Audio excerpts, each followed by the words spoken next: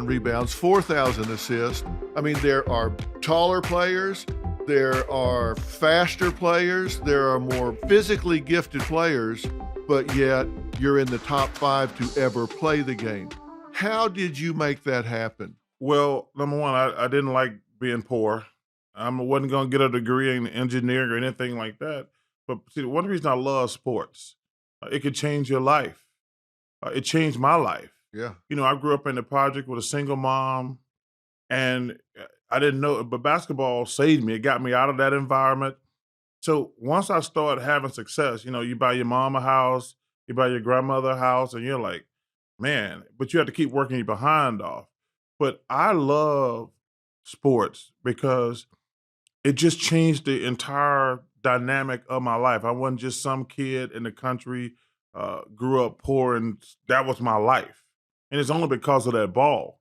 And once you started having success, like when I went to high school, I'm like, okay, now I got to get to college. Because at this time, I'm not thinking I'm gonna play in the NBA. Let's be realistic. I'm thinking like, okay, I'm gonna go to college for free. And then when I got to the NBA, and I'm like, ooh, these guys gonna pay me to play basketball. And I'm like, I'm staying here as long as I can.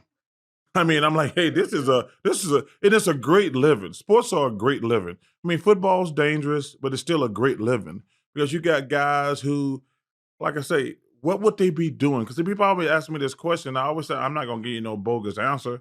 I have no idea what I would be doing if it wasn't for basketball. I'm not going to sit here and act like I was a great student. But basketball means a lot to me because it changed the dynamic of my Yeah. life. And I tell these kids all the time, not just going pro. The reason I stress so much education because you get a chance to do what you want to do if you get that free education. You got so many people walking around here who are in debt and gonna be in debt for a long time. To get a college scholarship to me, is the system perfect? Not even close to perfect. But to go to college for free, I think is a really big deal.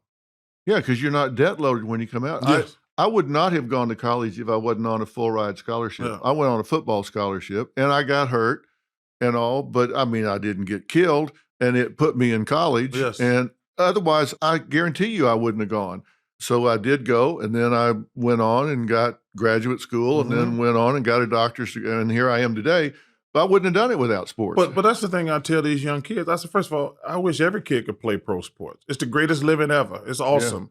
But it's unrealistic. Less than 1% of all players are going to go on to the NBA, the NFL, or Major League Baseball. And that's why I tell them, man, please take advantage of that free education. Single mother, you're in the projects. Your role models, the people you looked up to, were not No. the greatest role models. I mean, come on, they're criminals. But I played basketball very angry in the beginning. Yeah. I was angry at my dad. I was angry at Miss Gomez. Miss Gomez was my Spanish teacher, and I flunked Spanish. I did. I flunked Spanish. First of all, I'm trying to figure out, even to this day, 50-some years later, why was I taking Spanish in Alabama? I tell myself that all the time. I joke. So I flunked Spanish, and I didn't get to graduate. And I stood next door at the baseball stadium on the top rung by myself. And I watched the entire graduation, and I cried unmercifully for like an hour. We only had like a little over 100 people graduate. Right. And I was so distraught. And every time I touched the basketball court, I was mad at my dad for not being there. And my dad actually flew across the country to see me graduate. He was not really in my life, but he flew from California to Alabama to see me graduate. And I flunked my Spanish exam. And I didn't graduate. He was furious. And So you didn't get to walk the stage. I did not get to walk. But I stood there for 2 hours, like an hour and a half, and just watched everybody graduate. And I cried the whole time. And then I made in my mind that night, I'm going to get all these people back. It wasn't until I got older and realized, you know what? Okay, so actually what happened, remember the incident I had where I spit in New Jersey? Right. You did not spit on an 8-year-old girl on purpose. I did not. She was not your target. She was not. Well, nobody was my target. It was just stupidity on my part. But that night, first of all, I got suspended, which I should have got suspended. But I was sitting in a hotel that night, and I said, man, you got to calm down. Because if you play on the edge, it's just a matter of when you're going to go over the edge. Yeah. And I sit down, I said, you know what? I forgive my dad. He wasn't there. We grew up poor. It sucked. But I got to play basketball for me. Then secondly, I said, you know what? It's actually my fault I flunked Spanish. It's really not Mrs. Gomez's fault. I flunked the exam. And from that point on, my whole basketball life changed. I said, I just want to be a great player and have success for myself. But going through high school, not when in college, I was trying to stick it to everybody. Ron White. Everybody always wants to know when somebody is at the absolute top of their profession, and you clearly, all humility aside, you have to admit you are on the short list of the best comedians on the globe. So when did you decide that's what you wanted to do? In 1986, they built a comedy club between where I lived and where I worked called the Funny Bone Comedy Club in Arlington, Texas. And I was a window salesman. I sold windows and doors. And a guy that I worked with, a guy named Sam Bartholomew, went to the first open mic night, and he came to work the next day and said, Ron, you're funnier than these guys, and you should go do this. And so I wrote 4 minutes of rip snorting comedy and had to audition with nobody, with the manager of the club and a couple of wait staff that were there that early. And I remember I got a laugh because one of my big jokes was my wife said, these pants make me look big. And I said, no, I'm pretty sure it's that fat ass. And which has been hacked a million times, but it was a really original piece of comedy 32 years ago. Yeah. And I just remember one of the waitresses who was just walking by just laughed out loud. And I'm like, boom, there's a laugh right there. I got a laugh. So even then, I only did it because I thought it would be fun. I never thought, when you're from Fritch, Texas, or even Deer Park, Texas, they don't really talk a lot about the arts on career day. Yeah. They really don't. From where I was sitting, and from my dad's point of view, the best thing I could possibly end up being is a left-handed heliarc pipe welder. Right. Well, I was already right-handed, so that cuts my pay in half because, those guys work in teams. Right. So the right-handed guy does one side, but it's like a left-handed boxer or pitcher, not very many of them. So if you're a left-handed heliarc pipe welder, especially if you can do it underwater, you can make a pretty good living. Right. And so that was, I'm like, well, if I can get over this right-handedness and, so hold my breath. I hold my breath for a long time. I got quite a future. Yeah. And my dad always said, the best money is in construction. And even in Houston back then, I'd look at those skyscrapers. I go, well, what do those guys do? Yeah. Somebody else got to be doing something besides welding. Yeah. And so I was a pipe fitter's helper for a while, and I was pretty good at that. But I never really became them. So when was the first time you got paid for doing comedy? Did you get paid for that in 86? I don't think it was 86 because that would have been September 17th, 86. So I'm just over 32 years into it now. Yeah. So it probably would have been around February or March of the next year. I got paid to do this place called Corky's in Killeen, Texas, which is where Fort Hood is. Oh, yeah. So Corky's was really one of the funniest things I ever said. I said then because I was setting up a joke and I mentioned that there were 40,000 men stationed at Fort Hood, which there is. And this really well-dressed drunk lady hollers out, every one of them's a bad fuck. And I said, boy, it seems like after about 39,000 times, you start to go, maybe it's me. maybe I need to read a book, And so I think I made $40 or something for that couple of days, or maybe it was more than that. Maybe it was $80 maybe it was 40 a night. I don't really remember. Yeah. But it was still, I was getting paid for doing something that I consider to be just fun. Kathy Bates. I guess they probably have already told you, you are my absolute number one actress in the entire world. No, they didn't tell me No, they that. didn't tell you I that? hope you got that on film No. because I want to play that back. Now, 6 years ago was when you got diagnosed, right? Yes. And did this come out of the blue for you? Sometimes I feel like life is a poem and God's the one that's writing it. I had been in France. My show, Harry's Law, had gotten canceled, and it was a real sock in the gut. And I went to France to visit with a friend of mine, and we went to the South. And it was so interesting looking back because when we were driving, I had both feet pressed against the floorboard. It was like my body was telling me, stop, don't go, turn around, go back. This is wrong direction, wrong Really? direction. And I stayed there a few days, and then I promised to go to Sloan Kettering for a breast event, and they wanted me to speak there.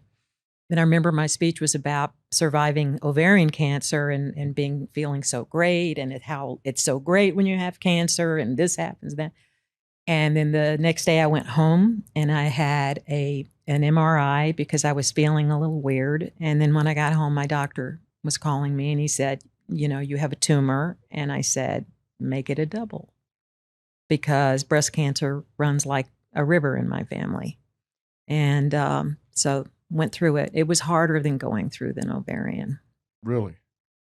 Yeah, for a lot of reasons. My mother had had a radical. I had seen her arm swell badly. And back in the 70s, I didn't know what that was.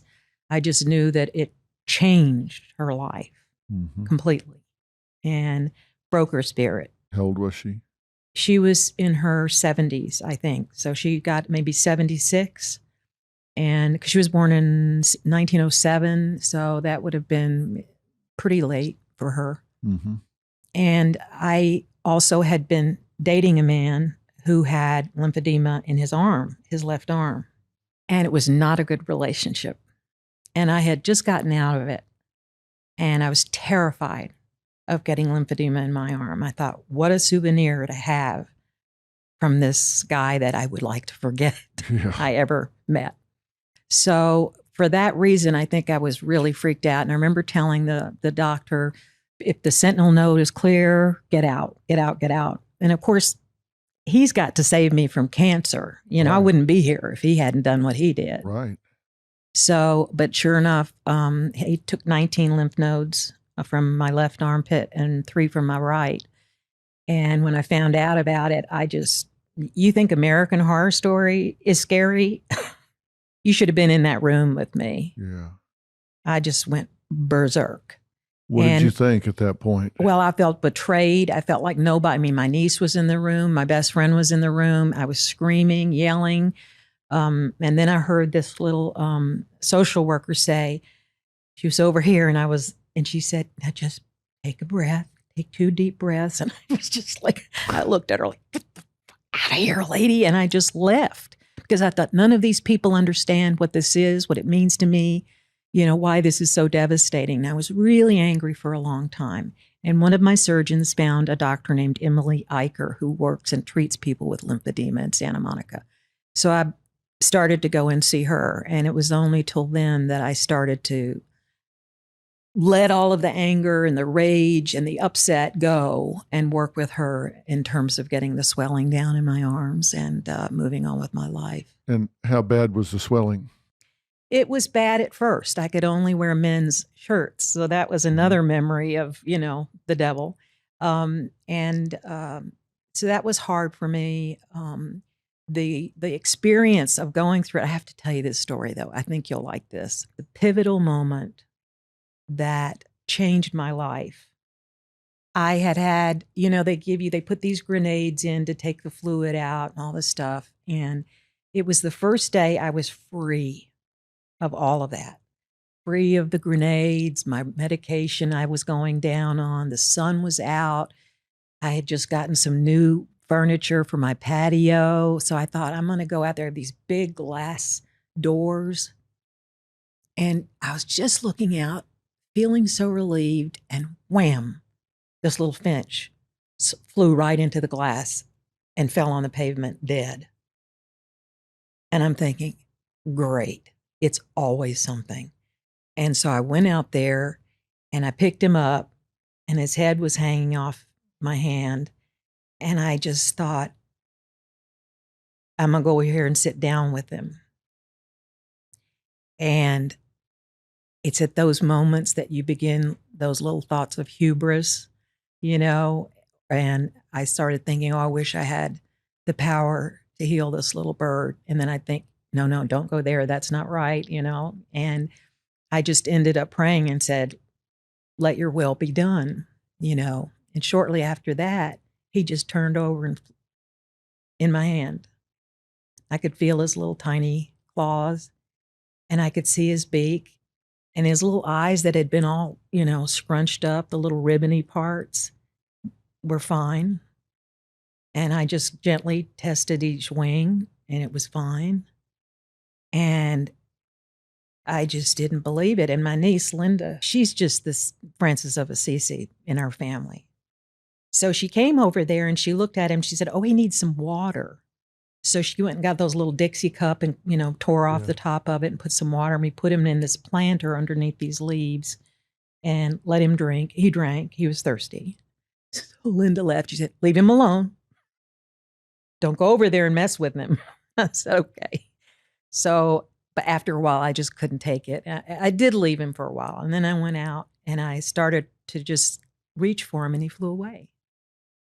And I called Linda and I said, "Oh my God, he flew away." And she said, "Are you getting the message?" And I said, "No," thinking I can heal people. I said, I didn't want to say that. New job.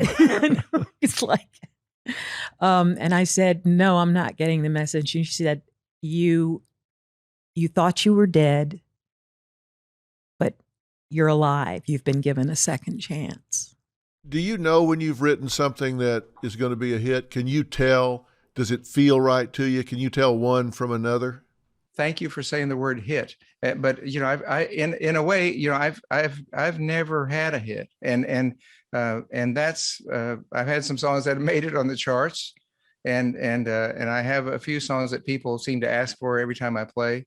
But what's important to me is just to have a song that feels good to me the first time I play it in front of people. I'm not looking for necessarily how the audience reacts, but I'm looking for how if I feel self-conscious playing a song in front of you, then I have to reevaluate that song. But if I feel confident playing a song in front of you, then I feel pretty solid about it. Right. Well, you're very humble the way you describe all of that, but you know, you've got 4 Grammys, 17 nominations. You've been on the country charts. You've been on the Billboard charts. I mean, you've had a lot of hits, a lot of songs that don't just look back decade after decade. You just seem to keep turning up and on both charts. And you'd gravitate away from country, then you'd come back and win those fans back again, and then gravitate away. You just do what you want to do, and people seem to find you. You know, I have always been lucky to work with folks in the music business who've given me a free hand creatively and supported sort of you know, how I wanted to the kinds of songs I wanted to record, and that's unusual, really. And part of it is, and I appreciate your saying that. I'm so grateful for the career I've had, but if you have a big hit, for example, you know, you can kind of paint yourself into a corner. People might want to hear something, you know, do us another version of that song and let's have another big hit with it. You know, you could be subjected to that kind of expectation or that kind of pressure. And I've worked with folks that have helped me to do what I want to do, and that's a wonderful feeling.